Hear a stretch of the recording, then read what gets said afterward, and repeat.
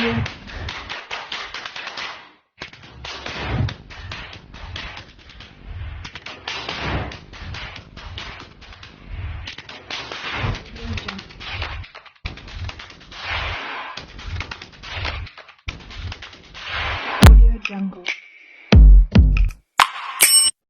Hi guys! Good afternoon! Welcome back po sa aking YouTube channel. For today's video guys, mag-review po tayo about dun sa pinamili ko dun sa Watson. So, hindi ko siya na-review kaagad kasi nga medyo busy ako, ang dami kong ginagawa. So, nawalan pa ako ng time. So, ayun, i-review po natin yung mga nabili ko dun. So, ito lang naman, konti lang naman siya.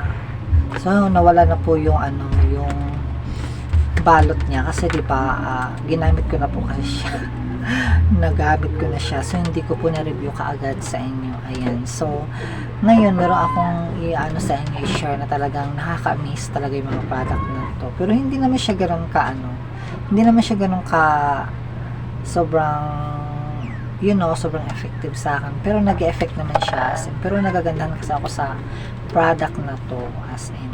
So first po, syempre ito kasi guys, ito si Celotex, si brightening kasi diba ika nga yung previous vlog ko kasi is talagang hindi ako hiyang dun sa toner na ginamit ko kasi pang kasi siya guys, pang pang acne, so hindi ako nahiyang dun. So kasi nagkakaroon ako talaga ng yung mga bad reaction sa face ko, lumalabas yung mga naghihawat ko, ang dami-dami.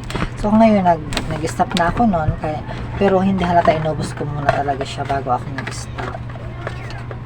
So ito po yan, ubos na ubos siya.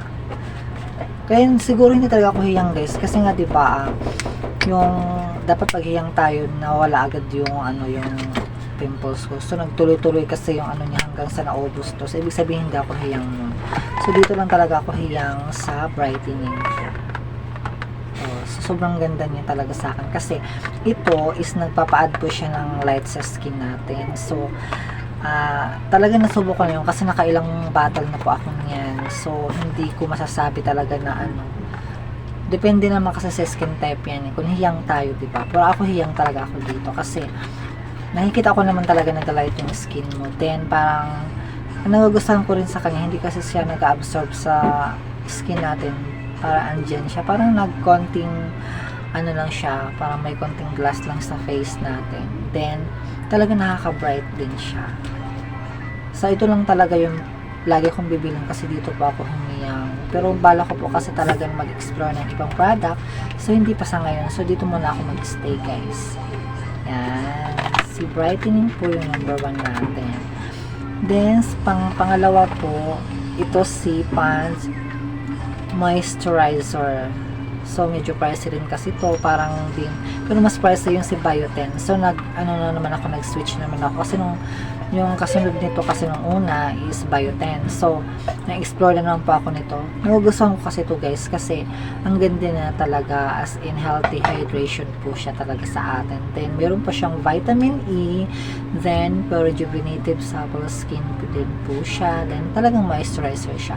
So pagising po natin sa umaga, talagang especially po na nag-apply tayo sa morning, maganda po yung natin. So talagang walang dry na mangyayari. Then paggabi, nag-apply naman tayo before tayo matulog, talagang yung product pa andun pa rin sa face natin. So medyo lang talaga, talagang parang nagkakaroon na ng konting blush yung face natin.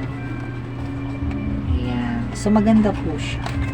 Nagugustuhan ko po yung niya, packaging niya kasi safe na safe yung packaging niya, social na social. Then ito din yung bottle niya, social na social din siya. So bago ko pa talaga siyang binili, so nagamit ko na rin siya. Nasa 300 na rin din to guys, 300 plus. So talagang maganda talaga to kasi pag ito ang gagamitin natin, pag ito ang bibili natin, kasi mas nakaka-save po tayo. Unlike po dun sa mga sachet, hindi tayo nakaka-save. Ayan. So mga ilang months na rin ako, last year ko pa ito ginagamit hanggang ngayon. Hindi talaga ako dalawa lang talaga yung moisturizer na ginagamit ko, yung Bioten at saka ito si Pond's Hydration. Yan, maganda po yung amoy niya, talagang ang bango ng amoy niya, talagang melon yung amoy niya. Yan.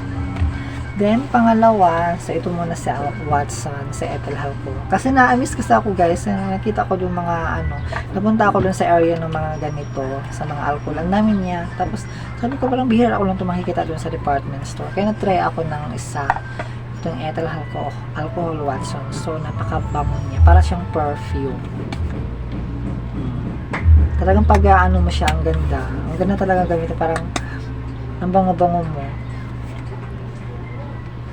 Ayan. Tapos, ang nagugustuhan ko dito guys, kaya binili ko siya. Kasi, meron siyang moisturizer. Sa baba, nakalagay naman siya. Ayan.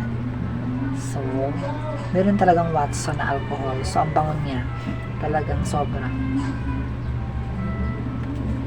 Then, pangalawa is ito po si whitening cream. So, nagtanong po kasi ako doon sa Watson kung ano yung magandang i-recommend nila sa akin na yung morning cream, yung day cream ko at saka yung pang night cream. So, ito double na siya guys kasi pwede natin siyang gamitin sa umaga, then pwede rin sa gabi. Then, maganda rin siya kasi yung may SPF na rin siya 20 SPF niya meron. Kaso, hindi pa ako kontento nito kasi pag nagamit ako is 20 lang naman. So, may nabili kasi ako doon belo na moisturizer. So, ano kasi yung SPF niya is 50. So, after ko magamit nito, maglalagay pa rin pa ako ng 50 kasi mas safe kasi yun sa skin natin.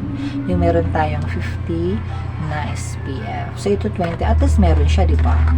Meron siyang SPF. Then, meron nakaka-whiten din siya. Then, moisturizer. Then, sunblock and makeup base din po siya. So, nagugustuhan ko dito guys kasi yung packaging niya, nakabalot siya, nakaganon. And then, yung packaging niya sa loob is naka-tube siya. So, safe po siya gamitin. Very handy lang din siyang gamitin. Pwede natin siya madaldala kung saan-saan. So, safe din siya. Ang nagugustuhan ko dito, sobra, share ko sa inyo, is nakaka-glass siya. As in, pag ginagamit mo siya, talagang nagaglass yung face mo. Parang nangingintab, lalo na siguro pag flawless yung face mo, talagang nag-a-add din po siya talaga ng nag-white yung skin mo pag Pero ako kasi dito lang ako sa bahay, so hindi ako medyo gumamit ng sobrang too much. So, little lang ang product na kinukuha ko dito sa face ko, ganun lang ako. So, hindi ako naglalagay ng sobrang dami. So, ayan. So, nabibili lang ito doon sa Watson. So, ito whitening cream to GT. Ayan.